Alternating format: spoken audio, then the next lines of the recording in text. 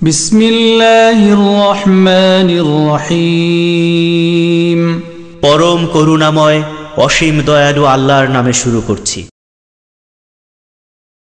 Islamic cultural centre Dammam মহান আল্লাহর অশেষ রহমতে আল কোরআন এবং সহিহ হাদিসের আলোকে সঠিকভাবে ইসলাম ধর্ম শিক্ষা দেওয়ার এক অনন্য প্রতিষ্ঠান।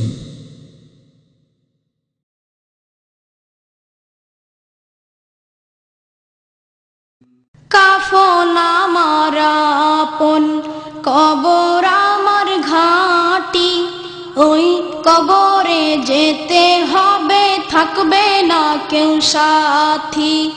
ওই কবরে যেতে হবে, থাকবে না কেউ সাথী। আসসালামু আলাইকুম ওয়া রাহমাতুল্লাহি ওয়া বারাকাতুহু। আলহামদুলিল্লাহি রাব্বিল আলামিন ওয়াল আকিবাতু লিল মুত্তাকিন ওয়াস সালাতু ওয়াস সালামু আলা আশরাফিল আমবিয়াই ওয়াল মুরসালিন নবিয়িনা মুহাম্মদ ওয়া আলা আলিহি ওয়া সাহবিহি ওয়া মান তাবি'আহুম বিইহসানিন ইলা ইয়াউমিদ্দিন। আম্মা বা'দ, فأعوذ بالله من الشيطان الرجيم. بسم الله الرحمن الرحيم.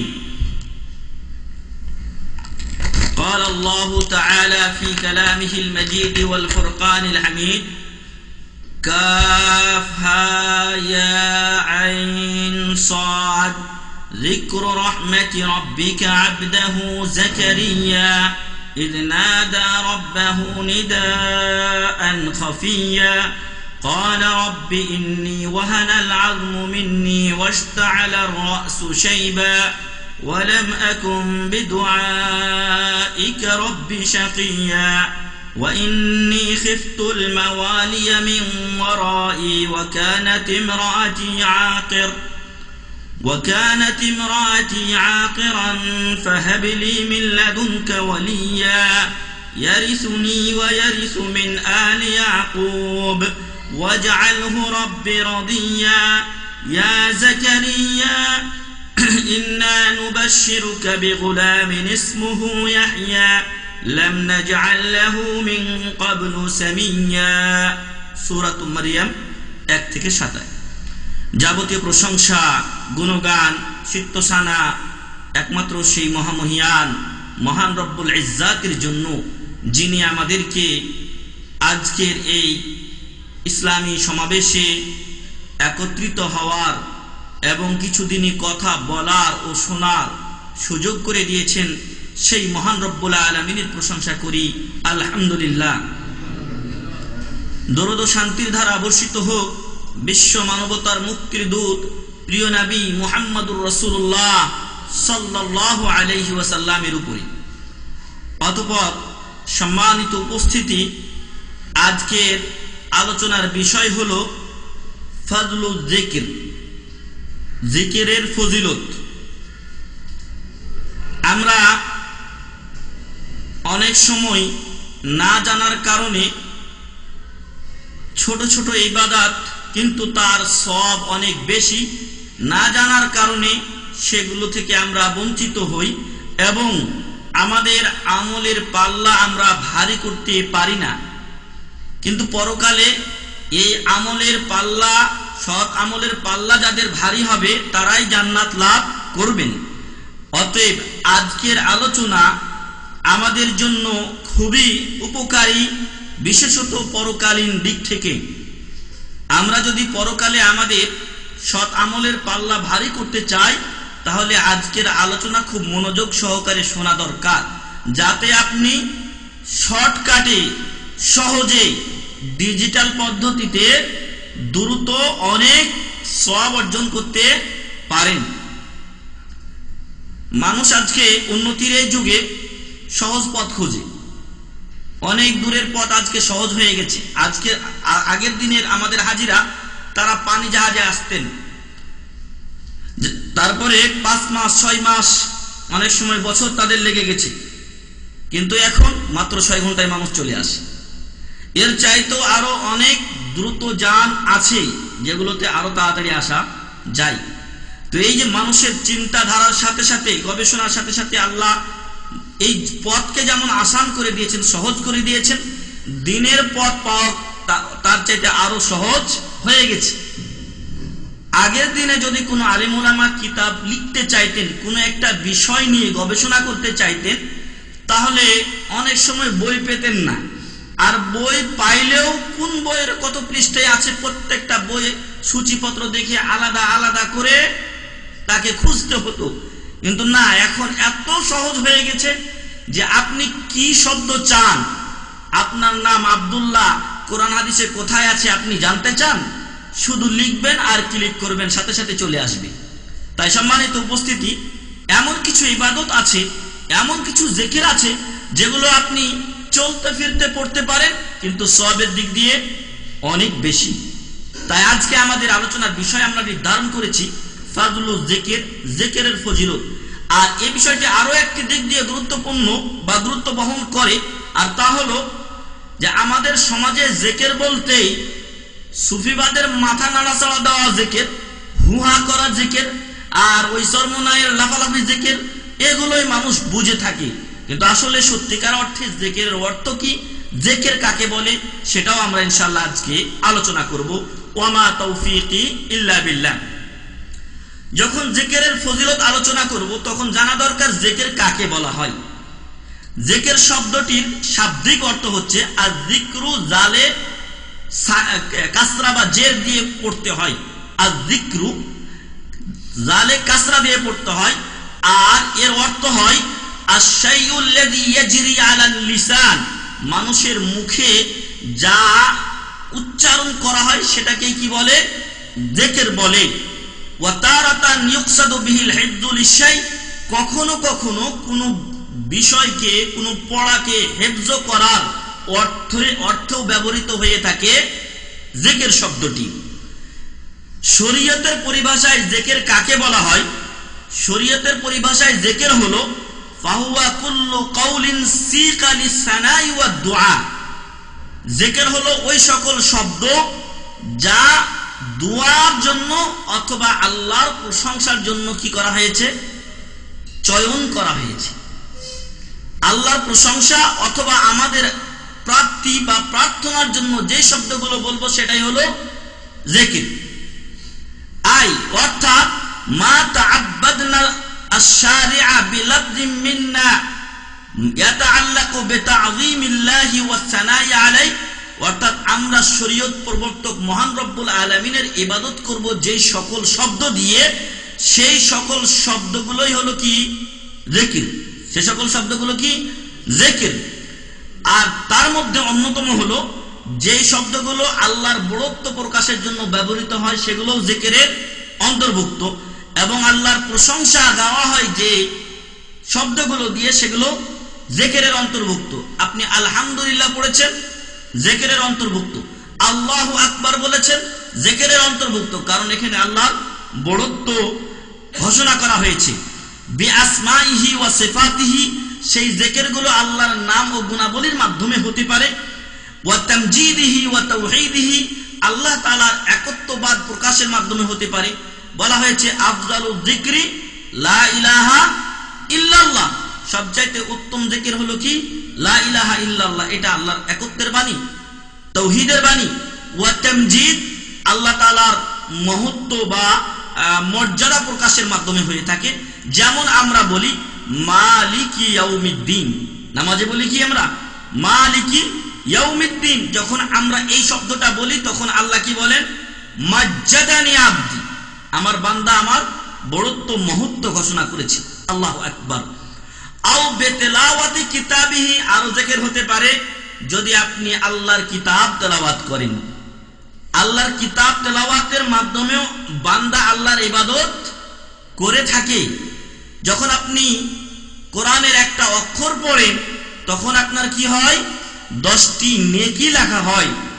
এবং আল্লাহ রাসূল সাল্লাল্লাহু আলাইহি ওয়াসাল্লাম বলছেন যে মান ক্বারাআল কুরআনা হারফান ফালাহু আশরু হাসানাতিন, যে ব্যক্তি কোরআনের একটা অক্ষর পড়ে তার জন্য কি রয়েছে, 10টি নেকি রয়েছে। সুবহানাল্লাহি ওয়া বিহামদি।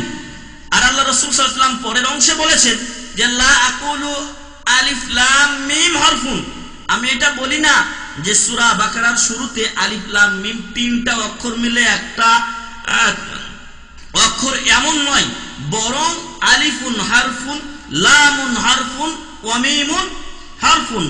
আলিফ একটা অক্ষর, লাম একটা অক্ষর, মিম একটা অক্ষর। অর্থাৎ এক কথায় আপনি যদি আলিফ লাম মিম পড়েন কয় নাকি? 30 নাকি। তাহলে আল্লাহর কিতাব পাঠের মাধ্যমেও আল্লাহর জিকির হয়। ওয়াবি আও বিমাসআলাতিহি ওয়া দুআইহি, অথবা আল্লাহর কাছে চাইবেন, প্রার্থনা করবেন, এটাও কি ইবাদত। দোয়া করা কি ইবাদত। ইবাদত আল্লাহ ছাড়া অন্য কারোর জন্য করা যায় না। ঠিক না নয়, বরং যায় না, সম্পূর্ণ হারাম। যদি আপনি আল্লাহ ছাড়া অন্য কারো কাছে চান, প্রার্থনা করেন, আর প্রার্থনা হলো কি ইবাদত, তাহলে আপনি কি করবেন? শিরক করবেন। আর দোয়া ও ইবাদত, দোয়া ইবাদত। অতএব এই দোয়া অন্য কারো কাছে করা যাবে না।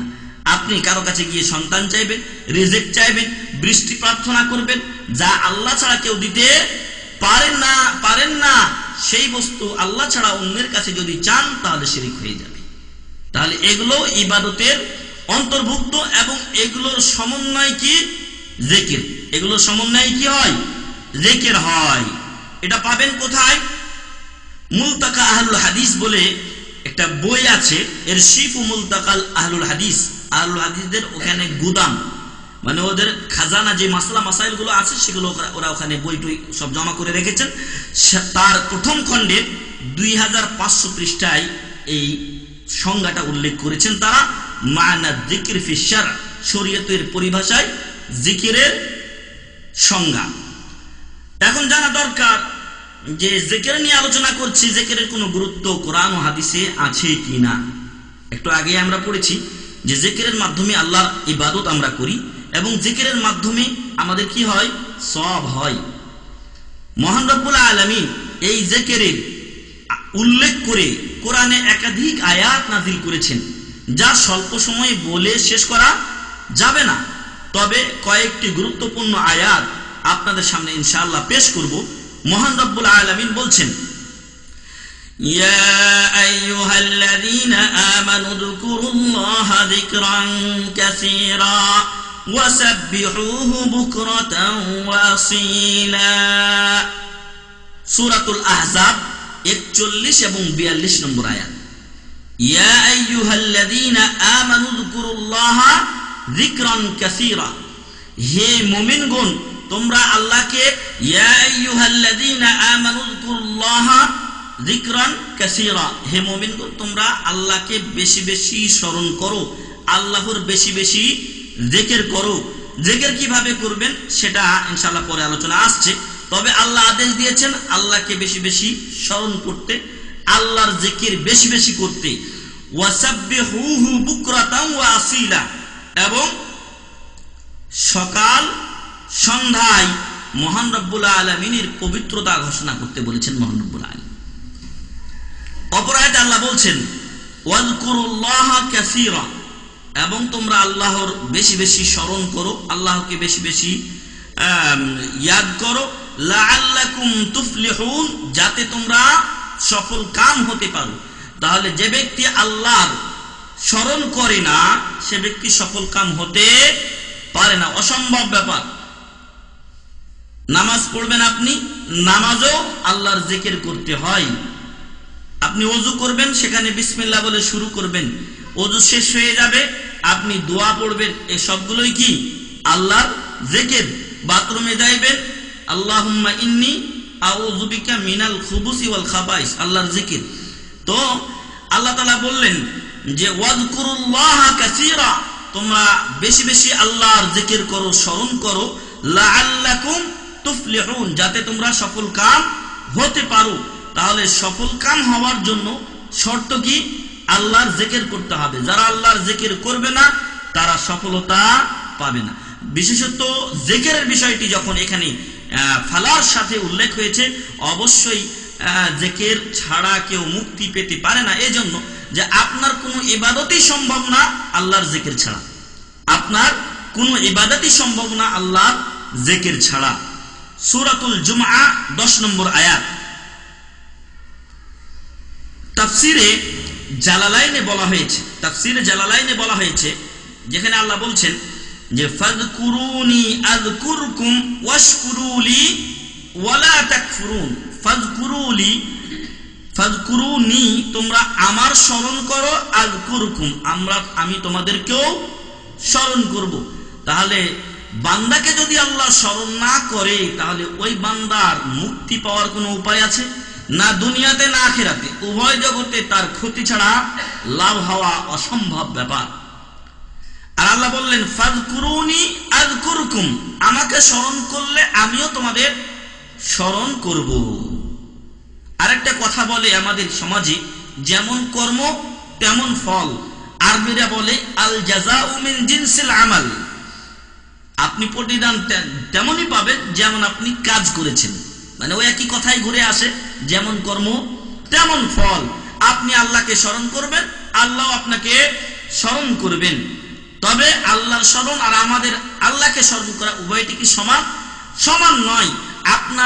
আমরা আল্লাহকে ডাকবো, আল্লাহ আমাদের ডাকে সাড়া দিবেন। আমরা চাইবো, একটু আগে আমরা বলেছি যে চাওয়ার মাধ্যমেও আল্লাহকে কি করা হয়? স্মরণ করা হয়। তো আমরা যখন আল্লাহকে চাবো তখন আল্লাহর কাছে চাইবো, তখন আল্লাহ তাআলা আমাদের প্রার্থিত বস্তু দান করবেন। এটাই আল্লাহর কি করা? স্মরণ করা। যখন আল্লাহ আপনাকে আপনার প্রার্থিত বস্তু দিলেন, আল্লাহ আপনাকে স্মরণ করলেন। ওয়াশকুরুলি ওয়ালা তাকফুরুন, আর তোমরা আমার শুকরিয়া আদায় করো। ওয়ালা তাকফুরুন, এবং আমার অকৃতজ্ঞ হইও না। তাফসীরে জালালাইনে বলা হয়েছে, সূরাতুল বাকারার 152 নম্বর আয়াত এটি। তো তাফসীরে জালালাইনে তার লেখক বলছেন যে ফাযকুরুনি, তোমরা আমাকে স্মরণ করো। আর এটা প্রতিবাদ করছে ওই সমস্ত লোকদের যারা হুহা করে জিকির করে আর আল্লাহ আল্লাহ আল্লাহ আল্লাহ হু হু করে জিকির করে, তাদের প্রতিবাদে এই তাফসীরে জালালাইনের কথাটুকু আমি এজন্য নিয়ে এসেছি যে আমাদের দেশে তাফসীরে জালালাইনের বড় গুরুত্ব রয়েছে।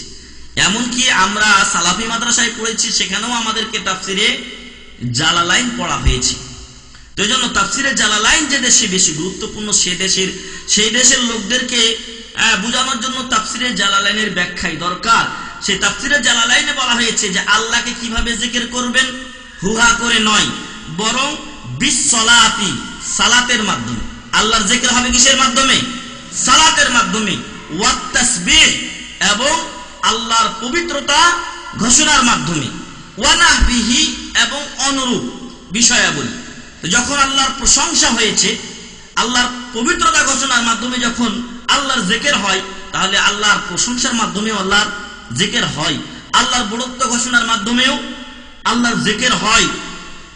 আল্লাহ বললেন আযকুরুকুম, অথবা আয়াতে বলা হয়েছে কি আযকুরকুম, কিলা মা'নাহু উজাজিকুম, বলা হয়েছে এর অর্থ হলো যে আল্লাহ তোমাদেরকে প্রতিদান দান করবেন। যখন আপনি আল্লাহকে স্মরণ করলেন, আপনি আপনার এই স্মরণের জন্য, আপনি যদি কোরআন তেলাওয়াতের মাধ্যমে আল্লাহকে স্মরণ করেন, আল্লাহ আপনাকে কি দিবেন? পুরস্কার দিবেন। এর জন্য যে সওয়াব আপনার হকদার, আপনি সেই সওয়াব আল্লাহ আপনাকে দান করবেন। এছাড়াও আল্লাহ রাসূল সাল্লাল্লাহু আলাইহি ওয়াসাল্লাম বলছেন যে বান্দা যদি এই জিকিরটা পড়ে তাহলে তার জন্য এই সওয়াব রয়েছে। তখন আল্লাহ তাআলা আপনাকে সেই সওয়াব দিবেন যখন আপনি এই দোয়াগুলো পাঠ করবেন। ওয়াশকুরুলি নি'মাতি বিত্তাআ, অর্থাৎ আল্লাহর যে নিয়ামত আছে সেই নিয়ামতগুলোর শুকরিয়া আদায় করবেন। কিভাবে? আল্লাহর আনুগত্যের মাধ্যমে, আল্লাহর কথাগুলো শোনার মাধ্যমে, মানার মাধ্যমে। ওয়ালা তাকফুরুন, আর তোমরা আল্লাহর অবাধ্য হইও না। কিভাবে? বিল মাসিয়াহ, আল্লাহর নাফরমানি করে, আল্লাহ যেগুলো নিষেধ করেছেন সেগুলো পালন করে বা সেগুলো করার মাধ্যমে তোমরা আল্লাহর অবাধ্য হইও না, অকৃতজ্ঞ হইও না। তাহলে এই আয়াত থেকে স্পষ্টভাবে পাওয়া যায় যে আল্লাহর জিকির তো করতেই হবে, সাথে জিকিরের পদ্ধতিগুলো কি হবে? হুহা হবে না। আর আসসাউতুল জিমাঈ, সবাই একসাথে ওই লা ইলাহা ইল্লাল্লাহ একজন পড়বে আর বাকিরা সবাই তার সাথে সাথে পাঠ করবে, এমন ভাবে হবে না। আরো একটা উদাহরণ, যে যখন আপনারা উমরা বা হজে যাবেন, দেখবেন একটা লোক পড়ছে, একটা লোক দোয়া পড়ছে এবং তার সাথে সাথে সকলেই পিছনে পড়ছে না। এটা আল্লাহর জিকিরের নিয়ম নয়, বরং জিকিরগুলো সবাই নিজে নিজে আলাদা আলাদা ভাবে পড়বে। আর এগুলোর কারণে আমাদের সমাজে অনেক বেদাতের প্রচার হয়েছে এবং ভিত্তি স্থাপন হয়েছে। তার মধ্যে অন্যতম একটা হচ্ছে নামাজের পরে যে সম্মিলিত মোনাজাত, এটা তো আমার মনে হয় এভাবেই হয়েছে যে যখন জনসাধারণ যারা দুনিয়ার পিছনে ছুটছে তারা যখন দোয়া মুখস্থ করতে পারে নাই, তখন টাকা দিয়ে হুজুর রেখেছে, আর হুজুরকে বলছে আমাদের দোয়া পড়ার কি দরকার, আপনি একটু বলে দেন, আমরা কি বলে দেই, আমিন আমিন বলে দিই, আপনি একটু দোয়া করে দেন, আমরা আপনার সাথে আমিন আমিন বলে দেই, আমাদের দোয়া হয়ে যাবে। না ভাই, দোয়া মানে প্রার্থনা। আপনার প্রার্থিত বিষয় ইমাম সাহেব আল্লাহর কাছে বলতে পারেন না। আপনি আল্লাহর কাছে কি চান সেটা আপনি ভালো জানেন। ইমাম সাহেব বললেন, রব্বির হামহুমা কামা রব্বায়ানি সগীরা, হে আল্লাহ তুমি আমার বাবা মার প্রতি সেরকম দয়া করো যেমন আমার বাবা মা ছোটকালে আমার প্রতি দয়া করেছিলেন। আমরা সবাই বললাম আমিন। ইমাম সাহেবের বাপ মা গেল জান্নাতের সে একেবারে উপরে উঠা, আর আমার বাপ মা কি থাকলো, 0 সেফের। এজন্য প্রত্যেকেই নিজের জন্য দোয়া করতে হবে। আর এই সকল কারণে আমাদের দেশে এই বেদাতগুলোর প্রচলন হয়েছে। আরেক আয়াতে আল্লাহ বলছেন, যে জিকিরের কথা একটু আগে আমরা বললাম, সেই জিকির শুধু আপনি নামাজের পরে করবেন, অন্য টাইমে করবেন না। নামাজের মাধ্যমে শুধু নামাজ পড়ে নিলাম, আস্তাগফিরুল্লাহ, সুবহানাল্লাহ, আলহামদুলিল্লাহ, আল্লাহু আকবার, লা ইলাহা ইল্লাল্লাহ পড়ে নিলাম, এর মাধ্যমেই জিকির শেষ হয়ে যাবে, এমনটি নয়। আল্লাহ বলছেন, ফাইদা কাদাইতুমুস সালাতা ফাযকুরুল্লাহা কিয়ামান ওয়া কুউদান ওয়া আলা জুনুবিকুম।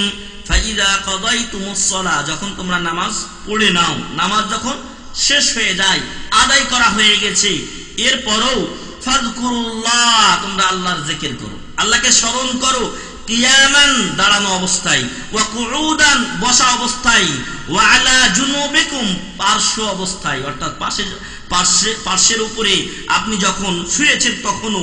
ফাইদাত মা'নানতুম, আর যখন তোমরা ধীর স্থির হয়ে যাও, ফাআকিমুস সালাত, তখন তোমরা সালাত কায়েম করো, প্রতিষ্ঠা করো।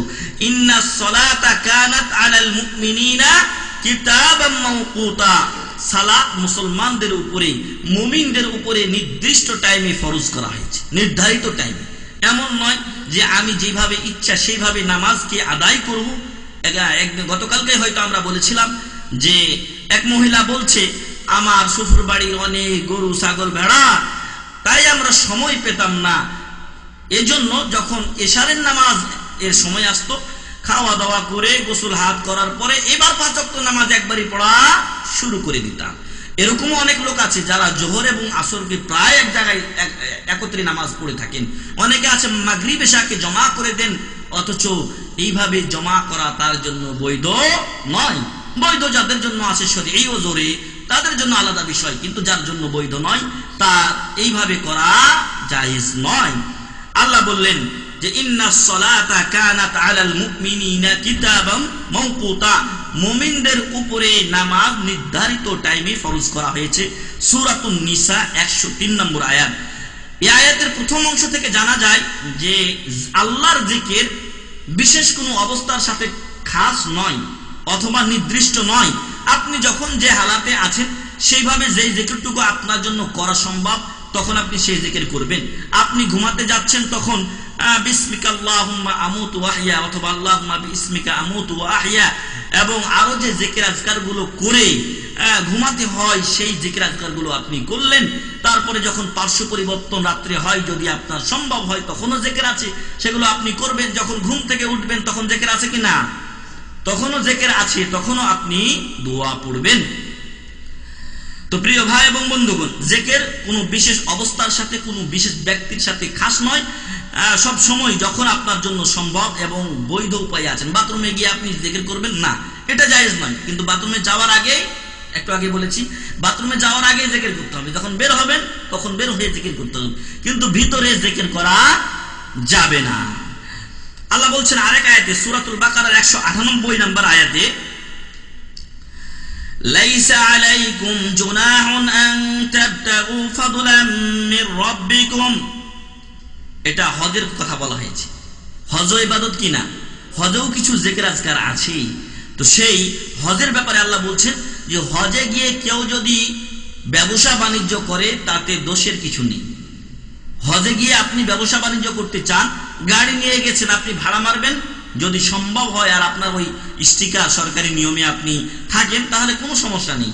আর আপনি যদি অন্য কোনো জিনিসও নিয়ে যান, বিক্রি করতে চান, হজের টাইমে যে টাইমটা আপনার যে রুকন আছে, যে ওয়াজিব সুন্নাত আছে, সেগুলো আপনি আদায় করছেন, আর বাকি সময়টা কিছু সময় হয়তো রেস্ট নিলেন, আধা ঘন্টা, 2 ঘন্টা, 1 ঘন্টা আপনি কিছু বিক্রি করলেন, আপনার 10টা টাকা আসলো। আল্লাহ বলছেন লাইসা আলাইকুম জুনাহুন আন তাবতাগু ফাদলাম মির রাব্বিকুম, এই হজে এসেও তোমাদের রবের কোন ফজিলত তোমরা তালাশ করবে, এতে কোনো সমস্যা নেই। ফাইদা আফাজতুম মিন আরাফাত, যখন আরাফা থেকে তোমরা চলে আসো, ফাযকুরুল্লাহ ইনদাল মাশআরিল হারাম, তখন মাশআরুল হারামে, যেখানে একটা মসজিদ আছে, সেই মাশআরুল হারামে তোমরা আল্লাহর জিকির করো। ওয়াজকুরুহু, এবং আল্লাহকে তোমরা স্মরণ করো। কেন? লিম কামা হাদাকুম, আল্লাহ বলেছেন, এর অর্থ উলামারা করেছেন লিমা হাদাকুম। ওয়ালাইকুম আসসালাম। যেহেতু আল্লাহ তোমাদেরকে হেদায়েত দান করেছেন, হজ করার তৌফিক দিলেন, তাই তোমরা আল্লাহর স্মরণ করো। ওয়া ইন কুনতুম মিন ক্বাবলিহি লামিনাদ দাল্লিন, যদিও তোমরা এর পূর্বে অনেকেই কি ছিলে, পথভ্রষ্ট ছিলে, বিপদগামী ছিলে।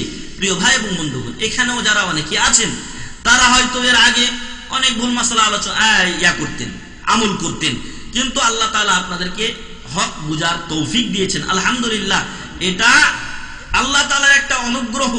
এজন্য আল্লাহর শুকরিয়া আদা করতে হবে, আল্লাহর বেশি বেশি জিকির করতে হবে। আপনি যখন আলহামদুলিল্লাহ বললেন, আল্লাহর জিকির হলো, সুবহানাল্লাহ বললেন, আল্লাহর জিকির হলো, এবং এমনই যতই আপনি আল্লাহর তাসবিহ তাহলিল করবেন, সবগুলোই আল্লাহর জিকিরের অন্তর্ভুক্ত। সূরাতুল বাকারা 198 নম্বর আয়াত। হজের ব্যাপারে আরেক জায়গায় আল্লাহ বলছেন যে ফাইদা কাযাইতুম মানাসিকাকুম, যখন তোমাদের হজের কাজ শেষ হয়ে যায়, ফাযকুরুল্লাহ, তখন তোমরা আল্লাহর স্মরণ করো, আল্লাহর ইয়াদ করো। কাযিকরিকুম আবাআকুম আও আশাদ্দা যিকরা, যেমন তোমাদের পূর্বপুরুষেরা, বাপ দাদারা, নবী রাসূলগণ আল্লাহকে স্মরণ করেছেন। ওয়াও, অথবা আও আশাদ্দা যিকরা, শুধু তাই না, এটা তো পারলে ভালো, তোমাদের বাবা মার মতো, কিন্তু এর চাইতেও যদি বেশি পারো তাহলে আরো ভালো। আও আশাদ্দা যিকরা। ফামিনান নাসি মান ইয়াকুলু রাব্বানা আতিনা ফিদ দুনিয়া ওয়া মা লাহু ফিল আখিরাতি মিন খালাক, কারণ দুনিয়াতে এমন কিছু মানুষ আছে যারা বলে রব্বানা আতিনা ফিদ দুনিয়া, হে আল্লাহ আমাদেরকে দুনিয়াতে দাও, মানে আখিরাতে আর কিছু চাই না। আল্লাহ বলে দিলেন ওয়া মা লাহু ফিল আখিরাতি মিন খালাক, পরকালে তার জন্য কিছুই থাকবে না, নেই। দুনিয়াতে চাও বান্দা, তোমাকে দুনিয়াতেই দিয়ে দিব। এই জন্য কত গান বাজনা রচনা করেছে, বাকির খাতায় নাকি ওরা বাকি রাখতে চায়, ওটাতে ওদের দরকার নাই, তো ওদের জন্য আল্লাহ বললেন ওয়া মা লাহু ফিল আখিরাতি মিন খালাক, ওর জন্য পরকালের খাতা বাকি থেকে যাবে, জিরো থেকে যাবে। ফলে মরার সাথে সাথে ওই জিরো নিয়ে কোনো তার সফলতা আসবে না, বরং জাহান্নামের অন্ধ কুটিরে তাকে চলে যেতে হবে। আল্লাহ যেন আমাদেরকে তা থেকে হেফাজত করেন, আল্লাহুম্মা আমিন। তারপর আল্লাহ বললেন আরো কিছু লোক আছে, আমরা কি শুধু দুনিয়া চাই? আমরা কি শুধু দুনিয়া চাই? না, আমরা শুধু দুনিয়া চাই না, তাহলে প্রথম দলের অন্তর্ভুক্ত আমরা নই। আমাদের দুনিয়াতে যদি কিছু নাও পাই, আর পরকালে আমরা আল্লাহর কাছে জান্নাত পাই, আমাদের সেটাই চাই, আমরা সেটাই আল্লাহর কাছে প্রার্থনা করি। আল্লাহ যেন কবুল করেন, আল্লাহুম্মা আমিন। তো আল্লাহ তাআলা প্রথম দলের কথা বললেন, আরেক দলের কথা আল্লাহ বলছেন ওয়ামিনহুম মান ইয়াকুলু রাব্বানা আতিনা ফিদ দুনিয়া হাসানা ওয়া ফিল আখিরাতি হাসানাতান ওয়া কিনা আযাবান নার।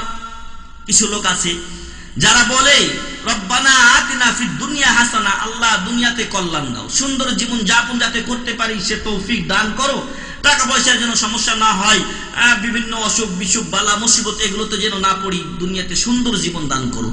ওয়া ফিল আখিরাতি হাসানা, আল্লাহ শুধু দুনিয়াতে ভালো চাই না, পরকালেও আমরা ভালো জীবন চাই, জান্নাতুল ফেরদাউস চাই, অন্তত পক্ষে জান্নাতে আমরা যেতে চাই। ওয়া কিনা আযাবান নার, আর ওই কঠিন জাহান্নাম থেকে আল্লাহ আমাদেরকে বাঁচান, আমাদেরকে রক্ষা করুন। আল্লাহ ঘোষণা দিলেন। ওই আগের দলের শেষে আল্লাহ কি বললেন? উলাইকা লাহুম, বললেন ওয়া মা লাহু ফিল আখিরাতি মিন খালাক, আগের দলের শেষে বলছেন যে ওদের পরকালে কিছু নেই, যেহেতু পরকালে চাই না আল্লাহ দিবেন না। আর এই সমস্ত লোকেরা যেহেতু দুনিয়া ও আখিরাত উভয় জগতে চায়, আল্লাহ বললেন উলাইকা লাহুম নাসিবুম মিম্মা কাসাবু ওয়াল্লাহু সারিউল হিসাব। উলাইকা লাহুম নাসিবুম মিম্মা কাসাবু, আপনারা যা করেছেন এই সমস্ত লোকেরা যারা রব্বানা আতিনা ফিদ দুনিয়া হাসানা ওয়া ফিল আখিরাতি হাসানা ওয়া কিনা আযাবান নার বলে, আল্লাহ বললেন যে ওদের জন্য ওদের যে কৃতকর্ম রয়েছে তারা একটা অংশ পরকালেও কি করবে, পাবে। তারা দুনিয়াতে পরকালের আশায় যে এই আমলগুলো করেছে এটা পরকালে অবশ্যই পাবে। ওয়াল্লাহু সারিউল হিসাব, আর আল্লাহ তাআলা অতি দ্রুত হিসাব গ্রহণকারী, মানে আল্লাহর কোনো সময় লাগবে না। এমন নয় যে কোম্পানি হিসাব এই এত 12 মাস ধরে কেনা বেচা এই সেই হয়েছে, এতগুলো হিসাব টানতে টানতে আপনার আরো 10 দিন 15 দিন লেগে যাবে, না, আল্লাহর সময়ের দরকার নেই। আল্লাহ তাআলা মুহূর্তের ভিতরে সব হিসাব শেষ করে দিবেন। তাই আল্লাহর ব্যাপারে নিজেই বলছেন আল্লাহ তাআলা ওয়াল্লাহু সারিউল হিসাব, আল্লাহ তাআলা খুব দ্রুত হিসাব গ্রহণকারী। পৃথিবীর মানুষ বিলিয়ন বিলিয়ন আর ট্রিলিয়ন ট্রিলিয়ন হয়ে যাক না কেন, যতই বেশি হোক, এগুলো তো আল্লাহরই মাখলুক, এগুলো আল্লাহর মাখলুক, এগুলো আল্লাহর কাছে কিছুই না। আল্লাহ খুব দ্রুত এদের হিসাব করে নিতে পারবে। আল্লাহু সারিউল হিসাব। সূরাতুল বাকারা 200 থেকে 202 নম্বর আয়াত পর্যন্ত আমরা এতক্ষণ পড়লাম। আল্লাহ অপর আয়াতে বলছেন, আয়াতটা অনেক লম্বা ছিল কিন্তু আমরা সেটা বলছি না। আল্লাহ বলছেন ওয়ালা যিকরুল্লাহি আকবার, আল্লাহর স্মরণ করাটাই সবচাইতে বড় জিনিস। আল্লাহর স্মরণ যদি কেউ করতে না পারে তাহলে বড় জিনিস তার কাছ থেকে হাতছাড়া হয়ে গেল। সূরাতুল আনকাবুত অপর আয়াতে আল্লাহ বলছেন, সূরাতুল আনকাবুত 45 নম্বর আয়াত। অপর আয়াতে আল্লাহ বলছেন সূরা আলে ইমরান 190 এবং 191 নম্বর আয়াত, ইন্না ফি খালকিস সামাওয়াতি ওয়াল আরদি ওয়া ইখতিলাফিল লাইলি ওয়ান নাহারি লাআয়াতিন লিউলিল আলবাব, নিশ্চয় আসমান জমিন সৃষ্টিতে এবং দিন ও রাত্রির পরিবর্তনে অবশ্যই নিদর্শন রয়েছে লিউলিল আলবাব, যারা জ্ঞানী, যারা বিচক্ষণ তাদের জন্য। এই বিচক্ষণ কারা জ্ঞানী, তাদের কথা আল্লাহ বলেছেন।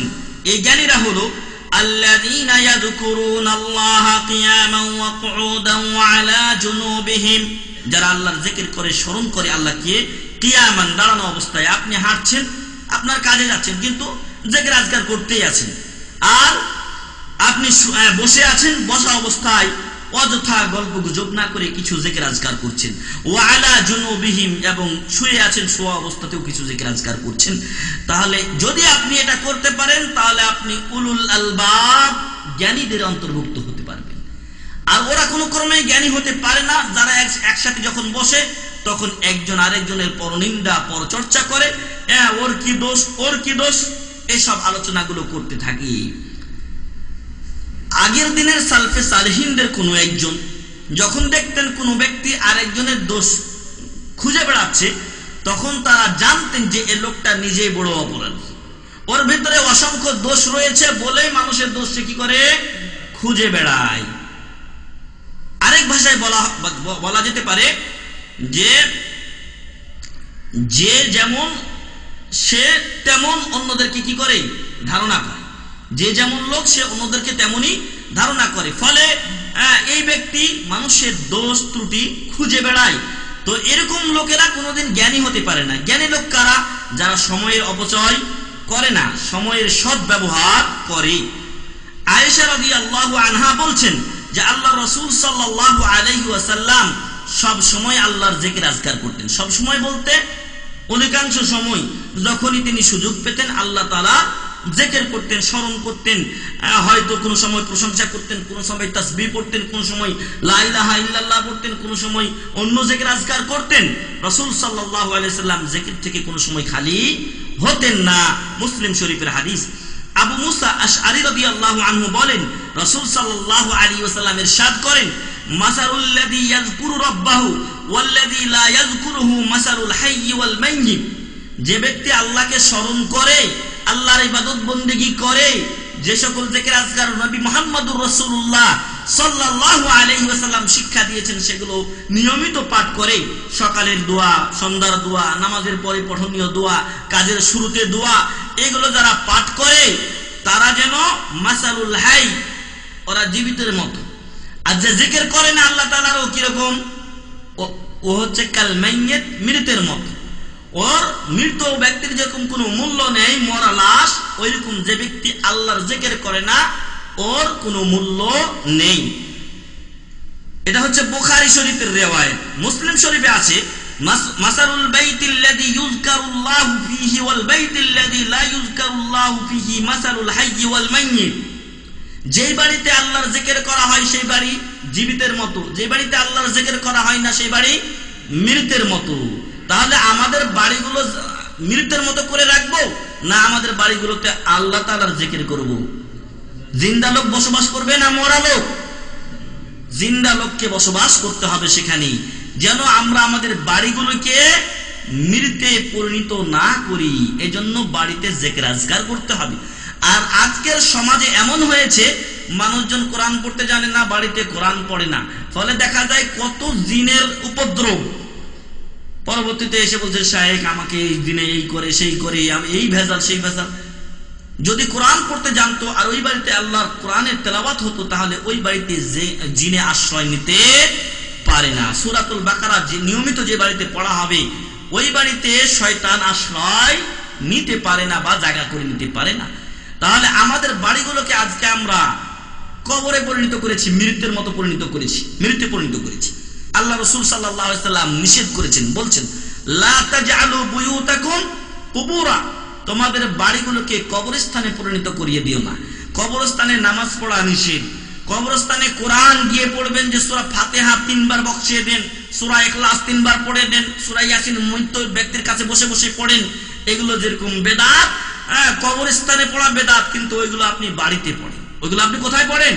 বাড়িতে পড়েন। আল্লাহ রাসূল সাল্লাল্লাহু আলাইহি সাল্লাম বললেন লা তাজআলু বুয়ুতাকুম কুবুরা, তোমাদের বাড়িগুলোকে কবরে পরিণত করিও না।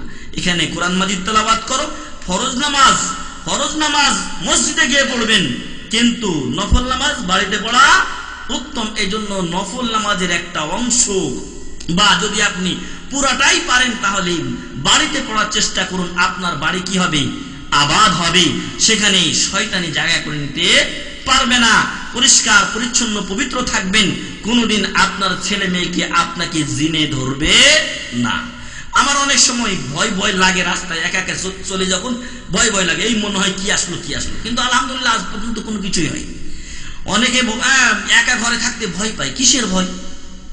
মূল্যে তো এর চাইতে কঠিন এক জায়গায় আমাকে আপনাকে থাকতে হবে।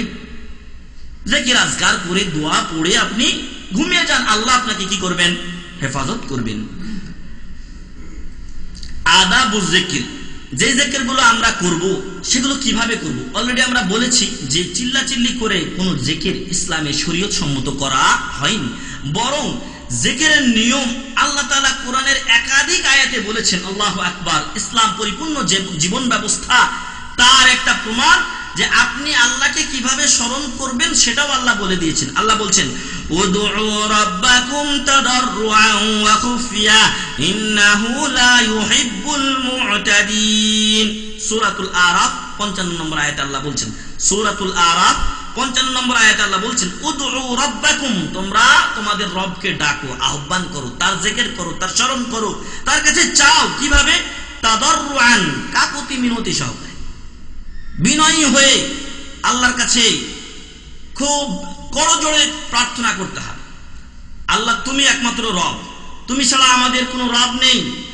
আপনি যদি আমাদেরকে না দেন তাহলে আমরা কার কাছে যাব? তুমি রাজ্জাক, রিজিক দাও, তুমি বৃষ্টি বর্ষণকারী, তুমি আমাদের জন্য বৃষ্টি বর্ষণ করো। বৃষ্টির মালিক আর কেউ না। যখন যেটা আপনার দরকার আল্লাহর ওইরকম নাম আছে, ওই নামগুলো ধরে কাকুতি মিনতি সহকারে আল্লাহকে ডাকতে বলা হয়েছে। আর এটা সর্বসম্মতি কর্মী সবাই জানে যে যখন সবাই একসাথে হয়ে যায় তখন আর জিকির হয় না, বরং সবাই মিলে তখন একটা হট্টগোল সৃষ্টি হয়ে যায়। এবার হজে গেছি, আমার সাথে ভাই হেলাল হাফিজাহুল্লাহ উনি আছেন। এবার যখন আরাফাতে গেলাম একটু জিকির করব, এত ভিড় মানুষের যে একটু যে বসবেন ভালো মতো সেই জায়গাটা পাওয়া যায় না। জিকির কি করবেন আপনি? মানুষের ভিড়ে জিকির হয় না। একটু যে আপনি নিরিবিলি আল্লাহকে ডাকবেন সেটা হয়ে ওঠে না। তখন অনেকেই করছে কি, ওই খিমা থেকে বের হয়ে বাইরে কোনো জায়গায় চিপা টিপা একটু পেয়েছে, ওইখানে দাঁড়িয়ে অথবা বসে আল্লাহকে ডাকছে। তাহলে নিরিবিলি আল্লাহকে ডাকতে হবে। আল্লাহ বললেন উদউ রাব্বাকুম তাদাররুআন ওয়া খুফিয়া, তোমরা তোমাদের রবকে ডাকো, আহ্বান করো কাকুতি মিনতি সহকারে, বিনয় সহকারে এবং গোপনে। এবং গোপনে আল্লাহকে ডাকতে বলা হয়েছে। তাহলে চিল্লিয়ে কোন জায়গায় আল্লাহকে ডাকতে বলা হয়েছে এমনটি নয়, বরং গোপনে ডাকতে বলা হয়েছে। আরো বলা হয়েছে ইন্নাহু লা ইউহিব্বুল মু'তাদিন, নিশ্চয় আল্লাহ তাআলা সীমা লঙ্ঘনকারীদেরকে ভালোবাসেন না। তাহলে আল্লাহর জিকির করতে গিয়ে সীমা লঙ্ঘনও করা হয়। এক লোক, আল্লাহ রাসূল সাল্লাল্লাহু আলাইহি সাল্লাম এক লোককে বলতে শুনলেন যে হে আল্লাহ, তুমি আমাকে একটা বালাখানা দান করো। কোথায়? জান্নাতের ওই ডান পাশের অমুক জায়গায় আমাকে একটা বালাখানা দান করো।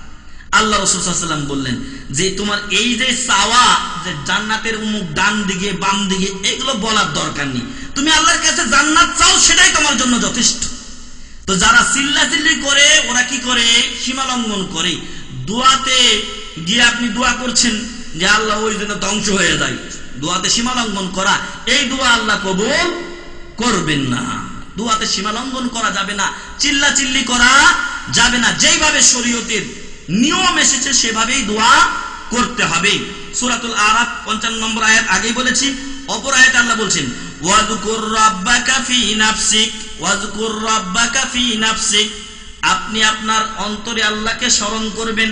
আল্লাহর জিকির করবেন কোথায়? অন্তরে, মনে মনে আল্লাহর জিকির করবেন। তাদাররুআন, বিনয় সহকারে, কাকুতি মিনতি সহকারে, ওয়া খিফাতান, এবং গোপনে, ওয়া দুনাল জাহরি মিনাল কাউলি বিল গুদুবি ওয়াল আসাল। দুনা মানে ব্যতীত, আর জাহার মানে প্রকাশ করা। জিহরি সালাত বলি না আমরা, জাহার মানে প্রকাশ করা। তো ওয়া দুনাল জাহার, সবাইকে শুনিয়ে শুনিয়ে আপনি দোয়া করবেন। এরকম যেন না হয় মিনাল কাউলি মানে বাক্যের মধ্য থেকে, বাক্যগুলো শুনিয়ে বলবেন না, বরং গোপনে বলবেন। বিল গুদুবি ওয়াল আসাল, সকাল সন্ধ্যায় আল্লাহর জিকির করবেন। কিভাবে? মনে মনে এবং গোপনে, কাকুতি মিনতি সহকারে, চিল্লিয়ে না। কিন্তু যেগুলো আমাদের দেশে জিকির আজকার হয় সেগুলোতে চিল্লানো হয় কিনা? সেগুলোতে চিল্লিয়ে জিকির করা হয়। আর আমাদের দেশে জিকির বলতে তো ওই শবে বরাত, শবে মিলাদ ইত্যাদি এগুলোতেই বোঝানো হয়। আর ওই সারা রাত ধরে বাকি লোক অসুখে মূল্য না কিসে মূল্য, ওগুলো আর দেখার বিষয় না। ওদের চিল্লা চিল্লি করা হলেই হলো না, এটা ইসলামী কোনো জিকির নয়, বরং এটা সুফিবাদদের থেকে এসেছে এবং শিয়া ও রাফেজাদের থেকে এই জিকির আজকার বাতিল পন্থাগুলো এসেছে। ওয়ালা তাকুম মিনাল গাফিলিন, আর জিকির না করে গাফেল হয়ে যায় না। জিকির করলে তাহলে গাফেল থেকে বাঁচা যায়, আর জিকির যদি না করে কেউ তাহলে ও গাফেলদের অন্তর্ভুক্ত হয়ে যায়। সূরাতুল আরাফ 205 নম্বর আয়াত। জাহেলিয়াত যুগের লোকেরাও এই জিকিরকে চিনত, কিন্তু আমাদের মুসলিম এখন যারা, তারা এই জিকিরের পদ্ধতি চিনতে জানতে ভুল করেছে।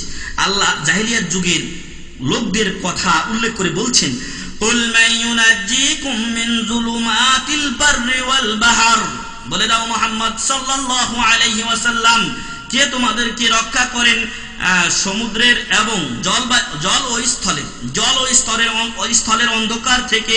তাদউনাহু তাদাররুআন ওয়া খুফিয়া, তাদউনাহু তাদাররুআন ওয়া খুফিয়া, তোমরা আল্লাহকে কিভাবে ডাকো?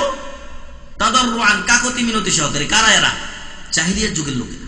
জাহেলিয়াত যুগের লোকেরা আল্লাহকে ডাকে তাদাররুআন ওয়া খুফিয়া, গোপনে আর কাকুতি মিনতি সহকারে। তাহলে জাহেলিয়াতের যুগের লোকেরাও আল্লাহকে ডাকার পদ্ধতিটা জানতে পেরেছিল, কিন্তু সুফিবাদের লোকেরা এটা বুঝতে পারে নাই। যারা বেদাত পন্থী তারা এটা জানতে পারে নাই, কারণ তারা ওই দুই একটা দিনের মাধ্যমেই বা এই সকল জিকির আজকারের মাধ্যমে নিজেদের এলেম জাহির করে থাকে এবং এর মাধ্যমে কিছু আয় উপার্জনের ব্যবস্থা করে থাকে। তারা কি বলতো জাহেলিয়াত যুগের লোকেরা? লাইন আনজানা মিন হাযিহি লানাকুনান্না মিনাশ শাকিরিন, আল্লাহ বড় বিপদে পড়েছি, যদি এই বিপদ থেকে উদ্ধার করো তাহলে তোমার কৃতজ্ঞশীল বান্দা হয়ে যাব। মানে তখন ভালো হয়ে যাবে, এই ওয়াদা তারা করতো। কিন্তু আল্লাহ তাআলা পরের আয়াতে বলেছেন, এটা হচ্ছে সূরা আনআমের 63 নম্বর আয়াত, 64 নম্বর আয়াতের শেষে আল্লাহ তাআলা বলছেন, ফালাম্মা নাজ্জাহুম ইলাল বার ইযা হুম ইউশরিকুন। যখন আল্লাহ তাআলা তাদেরকে মুক্তি দিতেন ওই বিপদ থেকে, যখন স্থলে চলে আসতো জল থেকে, আর ওই বিপদ কেটে যেত, ইযা হুম ইউশরিকুন, তখনই তারা কি করতো? শিরক করা শুরু করতো। আমার প্রমাণের বিষয় হচ্ছে আল্লাহ তাআলা জাহেলিয়াতের লোকদের ব্যাপারেও, মুশরিকদের ব্যাপারেও বলছেন, তাদউনাহু তাদাররুআন ওয়া খুফিয়া, তোমরা আল্লাহকে ডাকো কাকুতি মিনতি বিনয় সহকারে এবং গোপনে। তাহলে ওরাও আল্লাহকে গোপনে ডাকতো, আল্লাহ ওদের ডাকে কি করতেন? সাড়া দিতেন কিনা? সাড়া দিতেন, তাদেরকে উদ্ধার করতেন বিপদ থেকে। কিন্তু আল্লাহ তাআলা ভালো জানেন যে ওরা এরপরও বেয়াদবি করবে, কিন্তু বেয়াদবি করলে আল্লাহ তার শাস্তিও তাদেরকে দিবেন। আমরা আল্লাহ তাআলার একজন অন্যতম নবী জাকারিয়া আলাইহিস সালামের দু একটি কথা বলবো। জাকারিয়া আলাইহিস সালামের ব্যাপারে আল্লাহ তাআলা সূরাতু মারইয়ামে 1 থেকে 7 পর্যন্ত আয়াতে বলছেন, বরং এরও বেশি আলোচনা করা হয়েছে। তবে আলোচনার বিষয়বস্তুর সাথে যতটুকু মিল, আমি সেগুলোর অর্থ আপনাদের সামনে পেশ করছি। আল্লাহ বলছেন, কাফ হা ইয়া আইন সাদ, এই অক্ষরগুলোকে বলা হয় হারুফে মুকাত্তাআত। এগুলো মানে কাট, কোরআনের অন্য আয়াত থেকে এগুলো কাট হয়ে গেছে। এর অর্থ এই, এগুলোর অর্থ আল্লাহ ছাড়া কেউ জানেন না। তারপর আল্লাহ বলছেন, এটা হলো 1 নম্বর আয়াত। 2 নম্বর আয়াতে আল্লাহ বলছেন, যিকরু রাহমাতি রাব্বিকা আবদাহু জাকারিয়া। এরপরে আল্লাহ শুরু করলেন কি? যিকরু রাহমাতি রাব্বিক, তোমার রব মানে মুহাম্মদ সাল্লাল্লাহু আলাইহি সাল্লামের রব এর রহমত করা কাকে? তার বান্দা জাকারিয়াকে। এর ঘটনা তুমি শুনো। এখন আল্লাহ তাআলা তার নবী মুহাম্মদ সাল্লাল্লাহু আলাইহি সাল্লামকে বলছেন যে তোমার রব মহান রব্বুল আলামিন জাকারিয়া আলাইহিস সালামের উপরে যে দয়া করেছিলেন, রহমত করেছিলেন, সেই রহমতের ঘটনা শুনো। কিভাবে সেই রহমত আল্লাহ তাআলা করলেন? ইযনাদা রাব্বাহু নিদাআন খাফিয়া, যখন আল্লাহ তাআলাকে তিনি ডেকেছিলেন গোপনে। খাফিয়া মানে গোপনে আল্লাহ তাআলাকে তিনি ডাকলেন। তাহলে জাকারিয়া আলাইহিস সালামের ডাকে আল্লাহ সাড়া দিলেন। ডাকটা কেমন ছিল? চিল্লিয়ে, মাইকে এলান করে সবাই একসাথে না। আল্লাহ বলছেন, ইযনাদা রাব্বাহু নিদাআন খাফিয়া। জাকারিয়া আলাইহিস সালাম আল্লাহকে ডেকেছিলেন গোপনে। কি ডাকগুলো ছিল শুনেন, কত সুন্দর কথা। ক্বালা রাব্বি ইন্নী ওয়াহানাল আযমু মিন্নি, জাকারিয়া আলাইহিস সালাম বললেন, মহান রব্বুল আলামিন, আমার হাড্ডিগুলো খুব তাবান দুর্বল হয়ে গেছে। মানে বয়স্ক হয়ে গেছেন তো, হাড্ডি সব নড়বড়ে হয়ে গেছে। বুড়া মানুষ হলে যে অবস্থা। ওয়াশতাআলার রাসু শাইবা, মাথার চুল আমার পেকে গেছে। ওয়ালাম আকুম বিদুআইকা রাব্বি শাকিয়া, তবে মহান রব্বুল আলামিন, আমি এর আগে আপনাকে ডেকে কোনো সময় নিরাশ হইনি, আমি হতভাগা দুর্ভাগা হইনি। যখনই আমি আপনাকে ডেকেছি আপনি আমার ডাকে সাড়া দিয়েছেন। এবারও তাই আপনাকে আমি ডাকছি, আপনি আমার ডাকে কি করুন? সাড়া দিন। বললেন, ওয়া ইন্নী খিফতুল মাওয়ালিয়া মিন ওয়ারাই ওয়া কানাত ইমরাতি আকিরা ফাহাব লি মিন লাদুনকা ওয়ালিয়া। জাকারিয়া আলাইহিস সালাম আল্লাহকে বলছেন, ওয়া ইন্নী খিফতুল মাওয়ালিয়া মিন ওয়ারাই, আমার পরবর্তী যে জেনারেশন আসছে, আমার পরবর্তী যে বংশধরগণ আসছে, আমি মারা যাওয়ার পর যারা থাকবে, আমি তাদের ব্যাপারে ভয় করি। আমি তাদের ব্যাপারে ভয় করি যে হয়তো বিপদগামী হয়ে যাবে, তোমার সাথে হয়তো কাউকে শরীক করা শুরু করবে, সঠিক পথে তারা থাকবে না, এই ভয় আমি করি। অতএব ওয়া কানাত ইমরাতি আকিরা, তবে মহান রব্বুল আলামিন, আপনার কাছে আমি আগেই জানিয়ে দেই, আপনি তো ভালো জানেন। তারপর আল্লাহকে উনি নিজের অপারগতা প্রকাশ করছেন, বলছেন, ওয়া কানাত ইমরাতি আকিরা, আমার স্ত্রী বন্ধা। আমি আমার পরবর্তী জেনারেশনের ব্যাপারে ভয় করি, আর আমার স্ত্রী কি? বন্ধা। ফাহাবিলি মিন লাদুনকা ওয়ালিয়া, অতএব আপনার পক্ষ থেকে আমাকে একটা অভিভাবক দিন, যারা আমার পরবর্তী জেনারেশনকে দেখাশোনা করবে, তাদের মাঝে দাওয়াতের কাজ আঞ্জাম দিবে। আল্লাহু আকবার। জাকারিয়া আলাইহিস সালাম বলছেন যে আল্লাহ, আমার স্ত্রী তো বন্ধা, জানি বাচ্চা কাচ্চা হবে না, জানি বাচ্চা কাচ্চা হবে না, কিন্তু মহান রব্বুল আলামিন, আপনার জন্য কোনো কিছু অসম্ভব নয়, আমার পরবর্তী বংশধর জেনারেশন বিপদগামী হয়ে যাক, এটা আমি চাই না। অতএব আপনার পক্ষ থেকে একজন অভিভাবক দিয়ে দিন, যারা পরবর্তী জেনারেশনকে দিনের পথে কি করবে, আহ্বান করবে, ডাকবে। ইয়ারিসুনি ওয়া ইয়ারিসু মিন আলি ইয়াকুব ওয়াজআলহু রাব্বি রাদিয়া, যে আমার উত্তরাধিকারী হবে। আর নবীগণ ইলমের উত্তরাধিকারী করে গেছেন সবাইকে, তাই না? নবীরা কোনো মাল সম্পদ ছেড়ে যাননি। ওয়া ইন্নামা ওয়ারাসুল ইলমা, তারা ইলমের ওয়ারিস করে গেছেন জনগণকে এবং পরবর্তী তাদের বংশধরদেরকে। বললেন ইয়ারিসুনি ওয়া ইয়ারিসু মিন আলি ইয়াকুব, উনি উত্তরাধিকারী হবেন কার? আমার এবং আলে ইয়াকুবের। ওয়াজআলহু রাব্বি রাদিয়া, হে আল্লাহ তাকে তুমি তোমার কাছে সন্তোষমূলক বান্দা হিসেবে গ্রহণ করুন, এমন বান্দা হিসেবে তাকে গ্রহণ করুন যে আপনার কাছে সে কি হবে, গ্রহণীয় হবে, আপনি তার প্রতি সন্তুষ্ট থাকবেন। ইয়া জাকারিয়া, যখন এই দোয়াগুলো আল্লাহর কাছে করলেন কে? জাকারিয়া আলাইহিস সালাম। কিভাবে করেছিলেন? চিৎকার করে, হ্যাঁ, চিৎকার করে করেননি, বরং গোপনে করেছিলেন। আর আল্লাহর কাছে নিজের যাবতীয় অপারগতা কি করেছিলেন? প্রকাশ করেছেন। তারপরে মহান রব্বুল আলামিন তার দোয়া শুনে বললেন, ইয়া জাকারিয়া ইন্না নুবাশশিরুকা বিগুলামিন ইসমুহু ইয়াহইয়া, হে জাকারিয়া আলাইহিস সালাম, তোমাকে একটা ছোট বালকের, একটা গোলামের মানে বালকের একটা সন্তানের সুসংবাদ দিচ্ছি আমি। ইসমুহু ইয়াহইয়া, যার নাম হবে কি? ইয়াহইয়া। লাম নাজআল লাহু মিন ক্বাবলু সামিয়া, আমি ইতিপূর্বে ইয়াহইয়া নামে কারো নামকরণ করি নি। আল্লাহু আকবার। আল্লাহ তাআলা জাকারিয়া আলাইহিস সালামকে দান করলেন কাকে? ইয়াহইয়াকে দান করলেন। জাকারিয়া আলাইহিস সালাম তখন যৌবনে ছিলেন নাকি? উনি বলেছেন ইন্নী ওয়াহানাল আযমু মিন্নি, আমার হাড় দুর্বল হয়ে গেছে, হাড় আর চলে না। ওয়াস্তাআলার রাসু শাইবা, মাথার চুল পেকে গেছে। তারপর আল্লাহর কাছে সন্তান চেয়েছেন, এমন ভাবে চেয়েছেন নিদান খাফিয়া, গোপনে চেয়েছেন, কাকুতি মিনতি সহকারে চেয়েছেন। আল্লাহ কবুল করে বলেছেন, ইয়া জাকারিয়া ইন্না নুবাশশিরুকা বিগুলামিন ইসমুহু ইয়াহইয়া, জাকারিয়া আলাইহিস সালাম তোমাকে একটা সন্তানের সুসংবাদ দিলাম। সেই সুসংবাদ প্রাপ্ত বা সেই সুসংবাদ বাহক সন্তানের নাম হবে কি? ইয়াহইয়া। সূরাতুল মারইয়াম 1 থেকে 7 নম্বর আয়াত পর্যন্ত জিকিরের আদবগুলো আমরা এখানে পেয়ে গেলাম প্রিয় ভাই এবং বন্ধুগণ। এরপরও কি আমরা চিল্লিয়ে জিকির করব? যদি চিল্লিয়ে জিকির করতে কেউ চায় তাহলে তাদেরকে বলবো যে জিকির হলো ইবাদত। জিকির কি? ইবাদত। এবং ইবাদত হচ্ছে তাওকিফি। ইবাদত কি? তাওকিফি। হয়তো অনেকে জানেন না তাওকিফির অর্থ কি। তাওকিফি হলো আল্লাহ ও রাসূল সাল্লাল্লাহু আলাইহি সাল্লামের কথা ও বিধান পদ্ধতির উপরে সীমাবদ্ধ। উনাদের কথা পদ্ধতি এবং উনাদের তরিকার বাইরে যাওয়া যাবে না। আপনি নামাজ পড়বেন কিভাবে? যেভাবে মুহাম্মদুর রাসূলুল্লাহ সাল্লাল্লাহু আলাইহি ওয়াসাল্লাম আপনাকে দেখিয়ে দিয়েছেন সেভাবে নামাজ পড়বেন, কারণ নামাজ ইবাদত। রোজা রাখবেন কিভাবে? যেভাবে রাসূল সাল্লাল্লাহু আলাইহি ওয়াসাল্লাম রেখেছেন, কারণ রোজা ইবাদত। অতএব প্রতিটি ইবাদতই রাসূল সাল্লাল্লাহু আলাইহি সাল্লামের পদ্ধতিতে করতে হবে, নতুবা সেই ইবাদত কবুল হবে না। মানুষ যত ব্রেনি হোক না কেন আর যতই সে জ্ঞানী হোক না কেন, সেই মানুষ যদি ব্রেনি এবং ব্রেনির উপর ব্রেনি হওয়ার পরও কোনো কাজকে ভালো মনে করে আর শরীয়তে সেটা না থাকে, সেটা ইবাদত হতে পারে না। কারণ আল্লাহ তাআলা বেশি ভালো বুঝেন।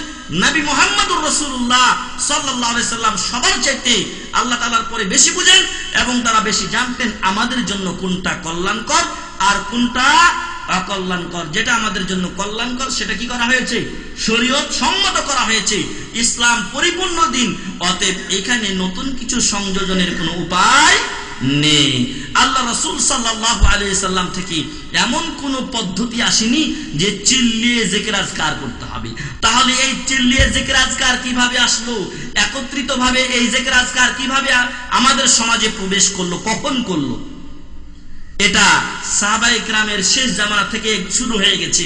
আব্দুল্লাহ ইবনে মাসউদ রাদিয়াল্লাহু আনহু কুফার মসজিদে গিয়ে দেখেছিলেন যে কিছু লোক ওই কাঠি নিয়ে বলছে 100 বার সুবহানাল্লাহ পড়ুন, 100 বার আলহামদুলিল্লাহ পড়ুন, 100 বার লা ইলাহা ইল্লাল্লাহ পড়ুন। তখন বাকি লোকগুলো কি করছে? ওই কাঠিগুলো দিয়ে গুনে গুনে আল্লাহর ইবাদত করছে, তাসবিহ তাহলিল করছে। আব্দুল্লাহ ইবনে মাসউদ রাদিয়াল্লাহু আনহু সেখানে গিয়ে দাঁড়ালেন এবং বললেন যে এগুলো কি হচ্ছে? তারা বলছে আমরা আমাদের জিকির আজকার গুলো, তাসবিহ তাহলিল গুলো গণনা করছি।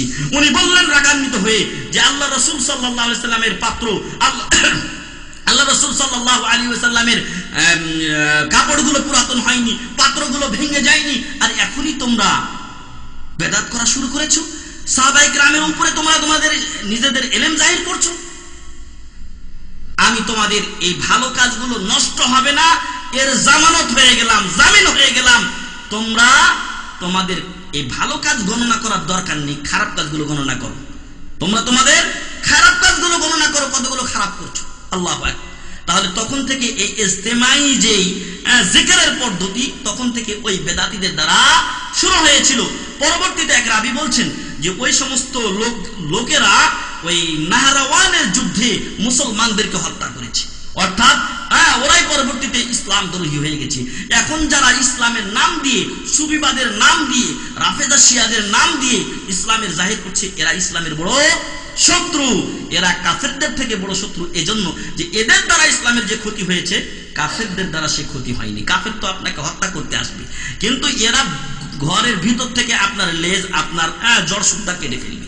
প্রিয় ভাই এবং বন্ধুগণ, দেখেন দেশের দিকে চেয়ে অসংখ্য মানুষ আজকে এই জিকির আজকারের পিছনে এবং এরকম ওই তলপিতল পার ওই লাল শালুওয়ালাদের পিছনে ছুটে বেড়াচ্ছে। আল্লাহ যেন আমাদের দেশের লোকদেরকে হক বুঝার তৌফিক দান করেন, আল্লাহুম্মা আমিন। কিছু সময় আছে, কিছু অবস্থা আছে, যেই সময় এবং অবস্থাগুলোতে দোয়া কবুলের আশা করা যায়। আমি যে জিকির গুলো করব, সেই জিকির গুলো কবুলের আশা করা যায়। অন্য সময়ও আল্লাহ কবুল করতে পারেন, তবে কিছু খাস সময় আছে যে সময় কবুল হওয়ার বেশি আশা করা যায়।